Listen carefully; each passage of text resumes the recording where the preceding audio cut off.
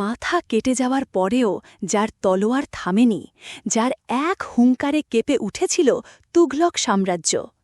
ইতিহাসের পাতা থেকে উঠে আসা এক ভয়ঙ্কর যুদ্ধ এবং এক বিস্মৃত বীরের অবিশ্বাস্য কাহিনী, যা দেখার পর আপনার রক্ত গরম হতে বাধ্য। Hey guys, what's up? Curious স্টোরির আরও একটি ব্র্যান্ড নিউ এপিসোডে আপনাদের সব বাইকে ওয়েলকাম। আজ আমরা এমন এক ফিল্মের ব্যবচ্ছেদ করব যার গল্পটা শোনার মতো খাঁটি, কিন্তু মেকিংটা থাক, সেটা পরে বলছি। ফিল্মটির নাম কেশরী বীর। প্রায় 2 ঘন্টা 41 মিনিটের এই ফিল্মটি কি সত্যি একটি মাস্টারপিস, নাকি এটি বাহুবলীর এক সস্তা চাইনিজ কপি? কাদের এই ফিল্মটি দেখা উচিত আর কাদের কমপ্লিটলি অ্যাভয়েড করা উচিত, সব জানতে হলে এই ব্রুটালি অনেস্ট রিভিউটি শেষ পর্যন্ত দেখুন। অ্যান্ড ডোন্ট ওয়ারি, এই রিভিউটি completely spoiler free. So what's the story all about? গল্পটি সোমনাথ মন্দির রক্ষার এক রক্তক্ষয়ী ইতিহাস নিয়ে। যখন ভয়ঙ্কর তুগলক সেনাপতি জাফর খান বিবেক ওবেরয় সোমনাথ মন্দির লুণ্ঠন করতে আসে, তখন তার বিরুদ্ধে রুখে দাঁড়ায় এক অকুতভয়ের রাজপুত যোদ্ধা হামিরজি গোহিল সুরাজ পাঞ্চলি। এরপর শুরু হয় ধর্ম, সম্মান এবং মাটির জন্য এক অসম লড়াই।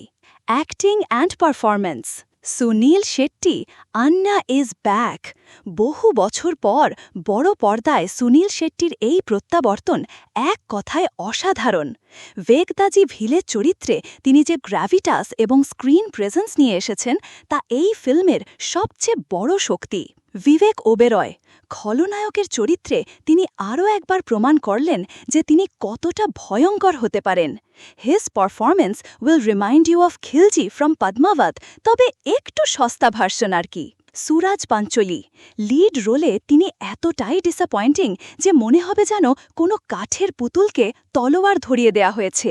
তার অভিনয়ে ইমোশনাল ডেপথ এবং ইন্টেন্সিটির চরম অভাব।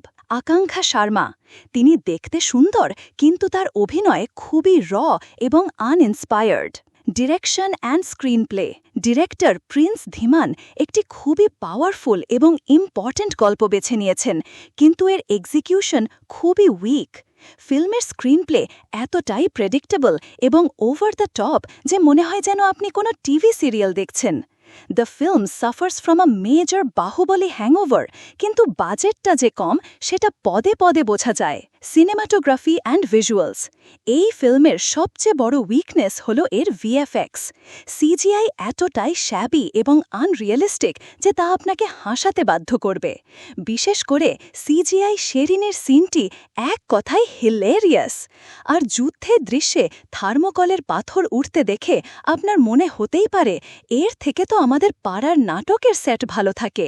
মিউজিক অ্যান্ড ব্যাকগ্রাউন্ড স্কোর: ফিল্মের বিজিএম গল্পের এপিক ফিল তৈরি করার চেষ্টা করে, কিন্তু গানগুলো খুবই অর্ডিনারি এবং গল্পের ফ্লোকে বারবার নষ্ট করে। থিম অ্যান্ড মেসেজ: কেশরী বীর আমাদের দেশের বিস্মৃত নায়কদের বীরত্বের কাহিনী বলে এবং আমাদের সমৃদ্ধ ইতিহাস ও সংস্কৃতিকে সম্মান জানাতে শেখায়।